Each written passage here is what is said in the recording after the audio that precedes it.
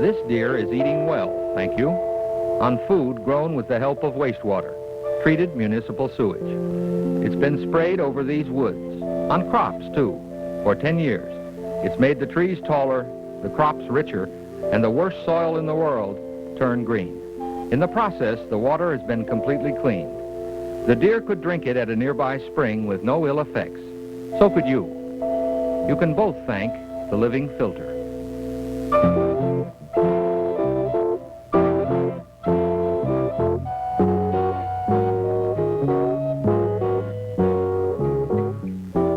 Once a week for 10 years, an artificial rainstorm has been deliberately spawned over some 60 acres of farm and forest in central Pennsylvania.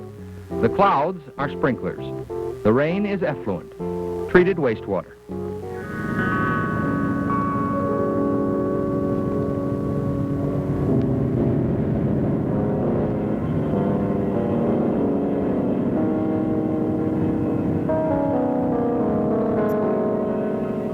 These storms are not haphazard. The effluent is going just where it is supposed to go. Just so much, just so often, according to design.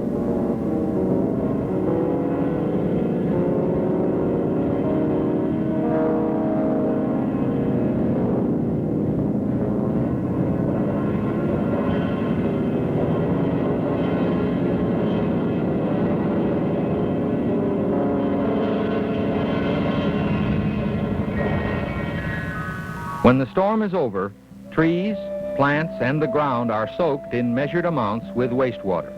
Nature herself will make it good enough to drink. It's all part of an experiment that's become crucial for a world that has finally realized it must recycle its water. This film is a report on that experiment.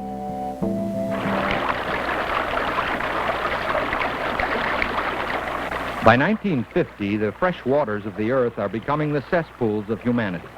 Waste, human and industrial, is choking streams with raw sewage and encouraging algae that makes lakes grow old before their time. The main problem is seen to be an excess of nutrients. What is waste for society is a powerful fertilizer for fresh water. It stimulates the growth of jungles of aquatic plants that can deprive fish of oxygen. While scientists are unable to pinpoint a single cause, it is generally agreed that phosphates and nitrogen rank high among the culprits. Modern wastewater treatment is unable to remove these chemicals in sufficient amounts to prevent the over-enrichment and the resulting degradation of natural waters.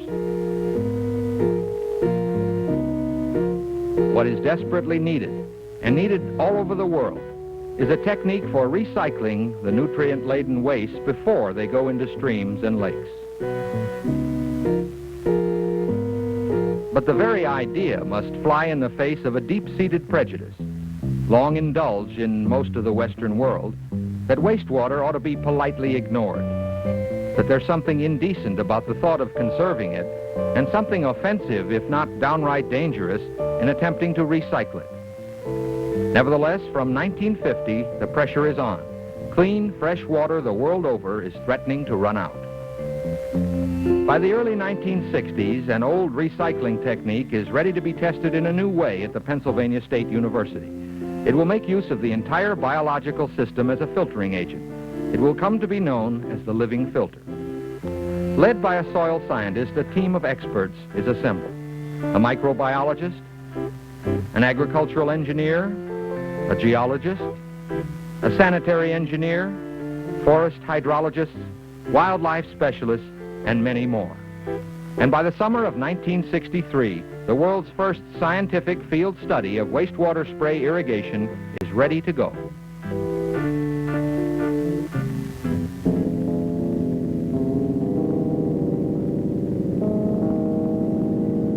Each storm is carefully controlled so that most areas get only 2 inches of effluent a week. There is no odor and no residue. Everything goes into the soil. A model shows what happens there. As the wastewater percolates down, the microorganisms and roots use some of the impurities as nutrients. Other impurities are chemically removed by natural soil bacteria. When it reaches the water table, the wastewater is returned to streams and wells, clean enough to drink.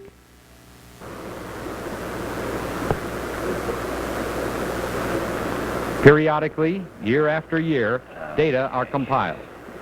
Samples are taken from nearby streams, from private and public wells, and from wells drilled on the project. Temperatures, solar radiation, rainfall, humidity, all are carefully recorded. Algae and other aquatic growth are harvested for analysis.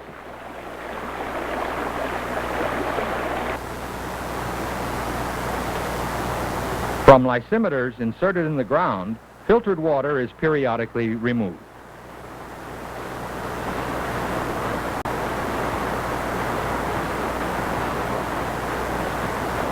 All the samples are subjected to precise analysis with modern laboratory instruments.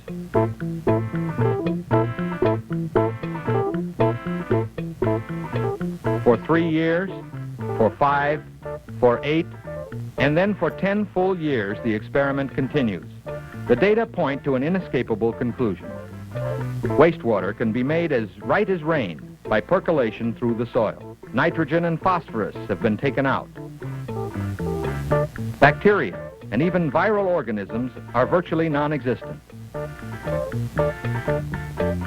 The water is crystal clear. But laboratory analysis is not enough. Use of the living filter by large communities might change the ecological balance of a region. Its side effects must be evaluated. Deer, rabbits, and other animals are carefully watched. Their feeding habits are checked. Their growth is monitored. No harmful effects have been found.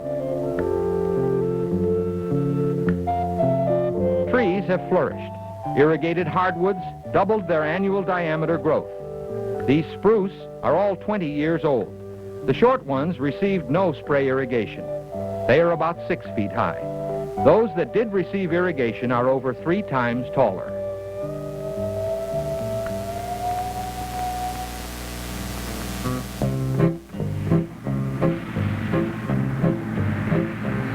Crops fare just as well. Irrigated fields of corn yield as much as 110 bushels an acre, compared to 70 bushels from unsprayed fields. Corn, grain, and silage prove to be richer in protein than similar crops that have not had the benefit of wastewater irrigation. Used as animal feed, it produces no harmful effects. If the living filter is to prove practicable, another important aspect must be tested. Will it work the year round? Will it work in a hard northern winter? An unexpected bonus is the first fruit of winter spraying, a veritable menagerie of ice.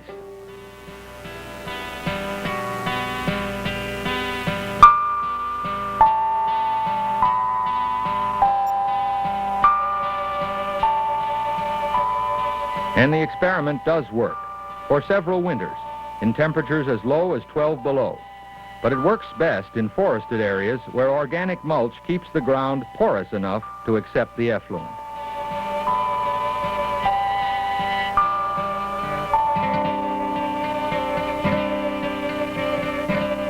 The ice menagerie is possible because this land is rich with trees and underbrush.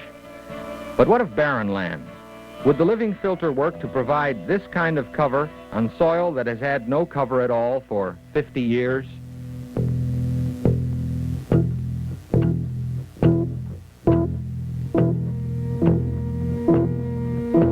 There are more than 3 million acres of strip mine spoil banks in the United States, most of it as barren as the day it was stripped.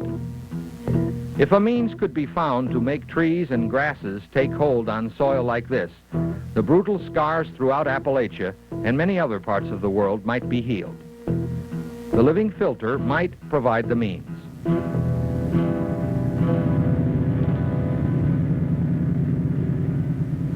In the summer of 1968, it is tried.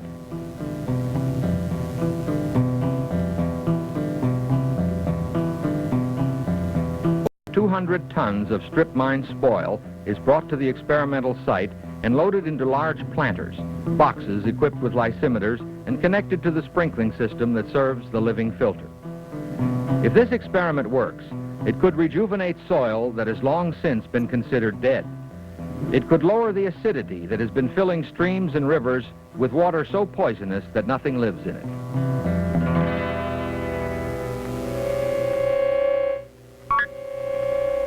This is the dregs of the earth. Bone dry, shaly, acidic, seemingly hostile to living things.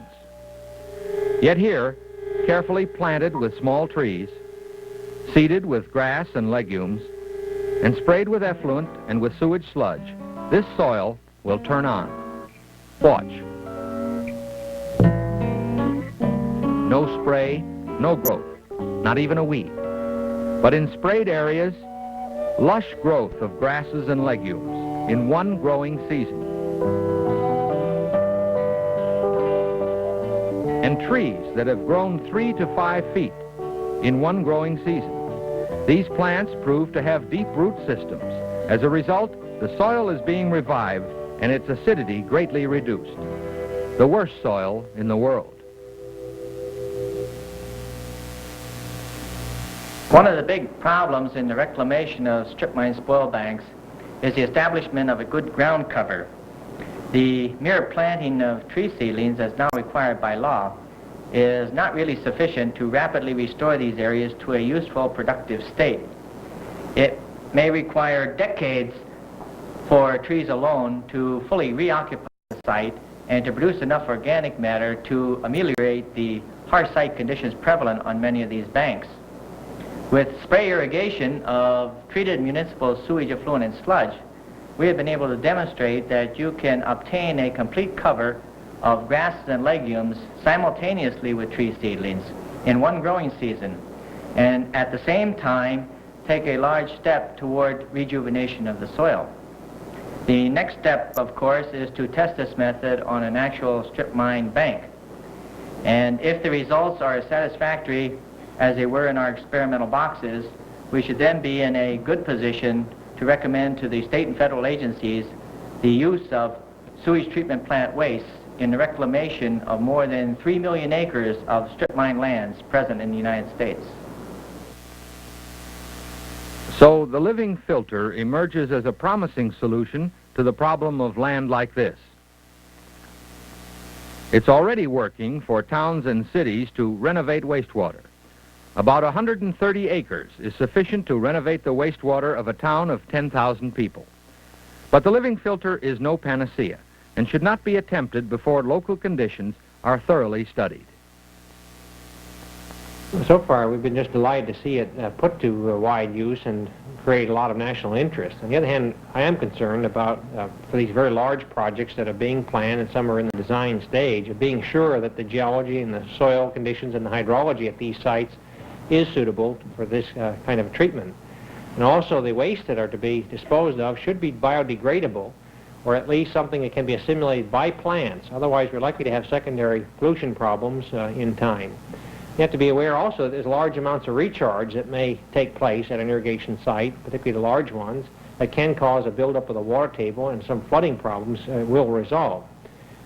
The Penn State experiment points up other cautions. The living filter will not work by itself. Careful planning beforehand and regular surveillance during operation are essential.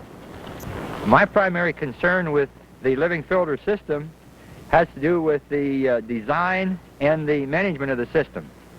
In terms of design, some of the primary things that we're interested in is making sure that we get the proper spacing between the sprinkler heads. We have to have the proper pressure, no matter how high we are or how far we are away from the treatment plant. The primary things that we're interested in is getting the proper rate of application and the proper amount of application, because the living filter can't do its job unless the water is uniformly applied over the entire area. The living filter offers great promise as a natural, relatively inexpensive, and thoroughly effective means of recycling wastewater. Its widespread use could have even more telling effects. The advantages of the living filter are that it reclaims wastewater, but it also abates the pollution of our streams and lakes, replenishes the diminishing supply of our groundwater, improves soil fertility, and lowers the cost of sewage treatment by virtue of the enriched harvest of forest and crops. Also, if conceived broadly enough, it can have a major impact on the economy of a region. Scientists at Penn State did not invent the living filter. Nature did that long ago. But this experiment provides the evidence, 10 years worth, that spray irrigation, scientifically applied, can turn effluent into water that's fit to drink. And judging from inquiries received at Penn State, a thirsty world is about ready to start spraying.